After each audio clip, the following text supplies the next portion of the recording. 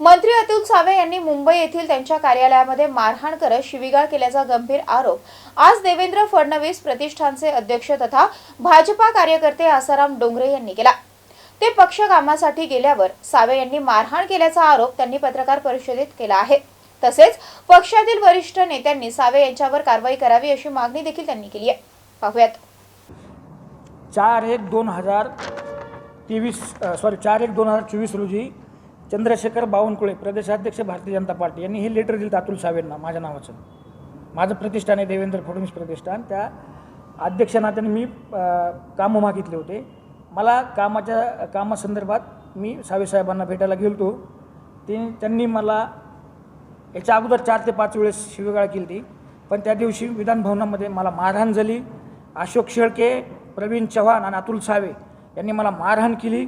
याचे CCTV footage सुद्धा मी न्यायालयातून घेणार आहे। आणि दुसरी गोष्ट, हे प्रकरण सगळं सत्य आहे। मला कुठल्याही पदाची म्हणजे याची हव्यास नाही आहे, कशाचा प्रसिद्धीचा हव्यास नाही आहे, कारण मी ऑलरेडी महाराष्ट्रात भारतीय जनता पार्टीच्या सर्व नेत्यांना माहिती आहे। मूळ मुद्दा आहे की माझ्यासारख्या जर एकनिष्ठ कार्यकर्त्यांवर जर असा अन्याय होत असेल तर बाकीच्यांचा काय विषय असेल। मला जाणून बुजून टार्गेट करण्यात आलं होतं आणि केलं आहे, कारण मी आता थोडं माझं इमानदारीचं काम असल्यामुळे पक्ष माझी दखल घेतोय। मी तक्रार केलेली आहे आणि ही तक्रार मी मरीन ड्राईव्ह पोलीस स्टेशनला इन CCTV कॅमेऱ्यामध्ये 10 PSI 4 API आणि 1 पोलीस इन्स्पेक्टर गुन्हे शाखा अशा 14-15 जणांच्या टीमनी माझी इन कॅमेऱ्यात तक्रार घेतलेली आहे। आणि मला वाटतं ते FIR पण झालेला आहे, त्याचे मी तुम्हाला परत वेळेवर देईल नक्कीच। सावे साहेब का खोटं बोलताय तुम्ही? फक्त भद्रा मारुतीची शपथ घ्यायची। मी खोटं बोलतोय? मी घेतो भद्रा मारुतीची शपथ की सावे साहेब तुम्ही तुमच्या PNनी मला मारहाण केली। अशोक शेळके तर मला संपवण्याचा प्रयत्न करतोय, तो अशा अनेक जणांना संपवण्याचा प्रयत्न करतोय। आणि याची ही डिटेल्स ते म्हणले होते ना मीडियाला की बाबा आम्हाला निधी देता येत नाही। मी काय सावे साहेब तुम्हाला निधी मागितलेला नाही, माझ्या बापाला मागितला आहे मी, प्रदेशाध्यक्ष बावनकुळे साहेबांना आणि देवेंद्र फडणवीस साहेबांना। देवेंद्र फडणवीस साहेबांचं लेटर पण तुम्हाला 2-3 दिवसात भेटून जाईल। हे बघा पत्रकार बांधवांनो, सावे साहेब खोटं बोलते, त्याचा हा पुरावा।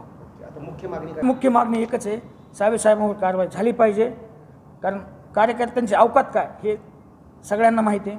शिवराज चव्हाणांची काय अवकात आहे मुख्यमंत्रीपद गेलं, बरोबर नाही? त्याच्यामुळे सांगण्याचा उद्देश नाही आहे। आणि 100% तुम्हाला सांगतो मी, पक्षाने जर कारवाई केली नाही, इथून पुढं त्याची रक्तरंजित कहाणी होईल। त्याला चंद्रशेखर बावनकुळे, देवेंद्र फडणवीस साहेब हे दोघंच जबाबदार असतील। आणि मी माझ्या जर अंगावर आलं तर मी कोणाला सोडणार नाही। मी पक्षाला एक कार्यकर्ता म्हणून रक्ताचं पाणी करणार म्हणून इशारा देतोय। पक्षाने कारवाई केलीच पाहिजे, नाहीतर परवापासून याचे विपरीत परिणाम मुंबईत दिसतील।